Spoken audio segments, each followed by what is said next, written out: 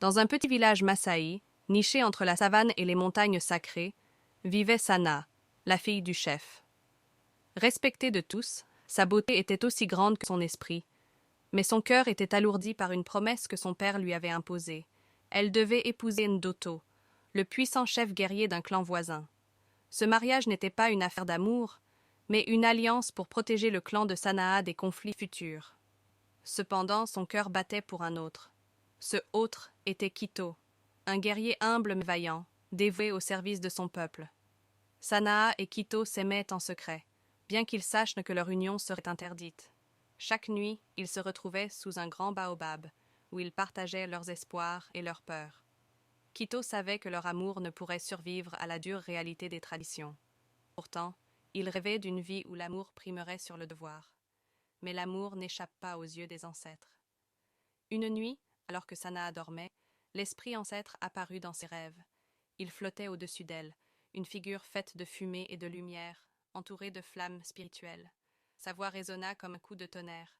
Ton amour interdit ébranle l'ordre de ce monde. Si tu ne renonces pas à Kito, tu plonges ton peuple dans le chaos. Prouve ta loyauté envers tes ancêtres, ou subis leur colère. Sana se réveilla, le cœur lourd. Elle aimait Kito de tout son être, mais pouvait-elle défier les ancêtres et risquer de détruire son propre clan? Le doute la rongeait, mais elle ne pouvait se résoudre à abandonner celui qui faisait battre son cœur. De son côté, Ndoto, le chef guerrier, commençait à soupçonner l'amour secret entre Sana et Kito. Un jour, il les surprit dans les bras l'un de l'autre, cachés dans l'ombre d'un arbre, la jalousie et la rage brûlant dans ses veines. Sa décision fut instantanée. Il devait se débarrasser de Kito, coûte que coûte. Une nuit, il complota une embuscade, décidé à tuer Kito et s'emparer de Sanaa par la force. Le lendemain, les tensions montèrent dans le village. Kito avait appris les intentions de Ndoto, et il savait que bientôt le sang coulerait. Sanaa, déchirée entre l'amour et le devoir, tenta désespérément d'empêcher le pire.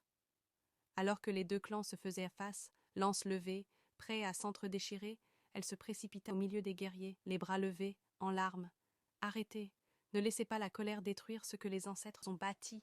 cria-t-elle. Ses paroles résonnaient au-dessus du fracas des armes prêtes à s'abattre. Mais Ndoto n'écoutait pas. Sa lance était déjà levée, visant Kito. Dans un geste héroïque, Kito s'avança, prêt à se sacrifier pour celle qu'il aimait. Mais avant que la lance ne touche sa cible, un puissant coup de vent balayait le champ de bataille, éteignant tout bruit. L'esprit ancêtre apparut, flottant au-dessus des guerriers. Vous avez tous été mis à l'épreuve. L'amour véritable ne peut fleurir dans la trahison, ni dans la violence, dit-il d'une voix grave. Sanaa, Kito, vos cœurs ont été éprouvés, mais vous avez défié l'ordre sacré. Acceptez la conséquence.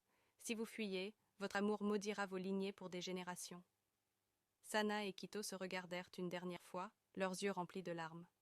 Ils comprirent alors que leur amour ne survivrait pas à la colère des ancêtres. Le choix leur appartenait.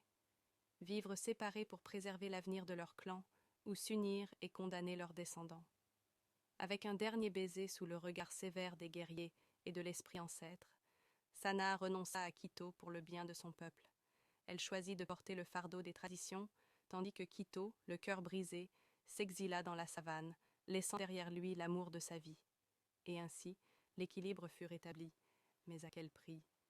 Les cœurs brisés de Sana et Kito résonneraient pour toujours sous l'arbre sacré, où l'amour et le devoir s'étaient affrontés pour la dernière fois.